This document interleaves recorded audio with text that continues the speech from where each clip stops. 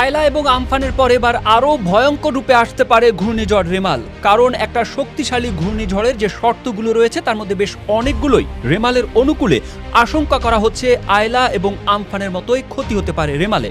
2009 সালের 25 মে প্রবল শক্তি নিয়ে দেশের উপকূলে আঘাত হানে আয়লা। সেই ভয়াবহ ঘূর্ণিঝড়ের 15তম বর্ষের সন্ধ্যাতেই ঘূর্ণিঝড় রেমাল আছড়ে পড়তে পারে বলে আশঙ্কা করা হচ্ছে। আর 2020 সালে আঘাত হানে আমফান। 5-স্টার রেটিং প্রাপ্ত বিএলডিসি টেকনোলজির Walton super saver ceiling fan 65% পর্যন্ত বিদ্যুৎ বিল সাশ্রয় করে আপনাকে রাখে প্রশান্তিতে। ওয়ালটন ফ্যান হাওয়া বদলে দেয়। সে সময় ঘূর্ণিঝড় আমফানের দাপটে লন্ডভন্ড হয়েছিল ভারত, কিন্তু বাংলাদেশকে রক্ষা করেছিল সুন্দরবন। কিন্তু এবার কি হবে? 25 মের পরে ঘূর্ণিঝড় রেমাল যে কোনো সময় আছড়ে পড়তে পারে পশ্চিমবঙ্গ ও বাংলাদেশে, ইঙ্গিত দিয়েছে আবহাওয়া অধিদপ্তর। এই ঘূর্ণিঝড়ের জেরে 24 মে রাত থেকেই বৃষ্টি শুরু হতে পারে উপকূলীয় এলাকায়। বৃষ্টি চলতে পারে 26 মে পর্যন্ত। আবহাওয়া অফিস জানিয়েছে ঘূর্ণিঝড় তৈরির জন্য সাগরের পানির তলার তাপমাত্রা 26.5 ডিগ্রি সেলসিয়াস হতে হয়। কিন্তু বর্তমানে সাগরের পানির তাপমাত্রা 30 থেকে 31 ডিগ্রি সেলসিয়াসের কাছাকাছি রয়েছে। এই গরম পানিকেই ঘূর্ণিঝড়ের চালিকা শক্তি বলে মনে করা হয়। তবে রেমাল কতটা ভয়াবহ হবে তা এখন স্পষ্ট নয়।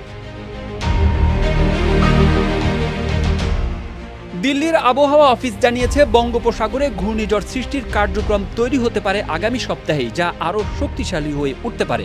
সংস্থাটি আরও জানিয়েছে আগামী 23 মে দক্ষিণ পূর্ব বঙ্গোপসাগর ও সংলগ্ন আন্দামান সাগরে একটি নিম্নচাপ তৈরি হতে পারে, যা 24 মের পরে দক্ষিণ পূর্ব বঙ্গোপসাগর ও সংলগ্ন উত্তর আন্দামান সাগরে গভীর নিম্নচাপে পরিণত হওয়ার সম্ভাবনা রয়েছে। পরে সেটি আরও শক্তিশালী হয়ে উঠতে পারে, যা এগিয়ে যেতে পারে উত্তর ও উত্তর পূর্ব দিকে। ঘূর্ণিঝড় রেমাল এর নামকরণ করেছে ওমান, আরবিতে যার অর্থ বালি। অবশ্য এই নামে ফিলিস্তিনের গাজা থেকে 1.7 কিলোমিটার দূরে একটি শহর রয়েছে।